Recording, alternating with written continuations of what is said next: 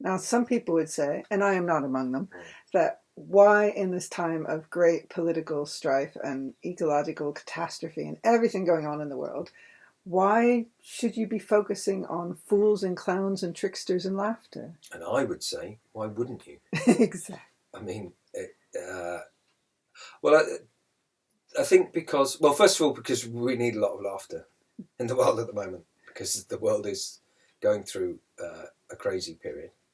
Hopefully, it's a crazy period preceding a positive change. So the laughter itself is a balm. You know, I mean, from my own work in Commedia, Commedia dell'Arte, for me, when audiences were laughing, that for me was the moment that everybody was the same, that you saw humanity can have these points of sameness. But actually the Fool, you know, I mean, its role in Shakespearean times and in the medieval and Elizabethan times was to speak truth to power.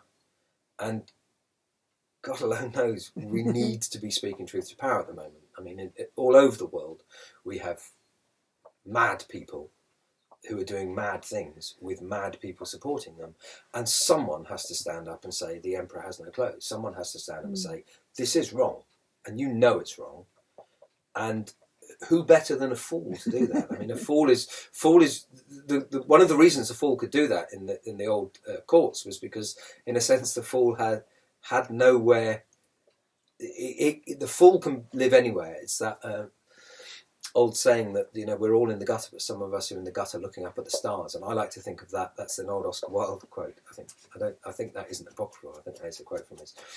And I like to think in the sense of the fool is a bit like that. The fool can, you know, is happy kind of anywhere, because for a fool, everything is just what it is. It just simply is. And so if you're in the palace, that's good. If you're in the cowshed, that's also good. It's just what you're doing. So being able to speak truth to power, to be able to say the truth, to be able to mirror the truth, it's the role of the fool. That's the point of the fool. And, you know, to an extent, it's a point of a lot of theatre is about that. It's about addressing our humanity in times when there seems to be, you know, when we seem to forget that a bit, I think. So there's, you know, fooling is ridiculous and fun and funny at times, but it's also at times very, very moving.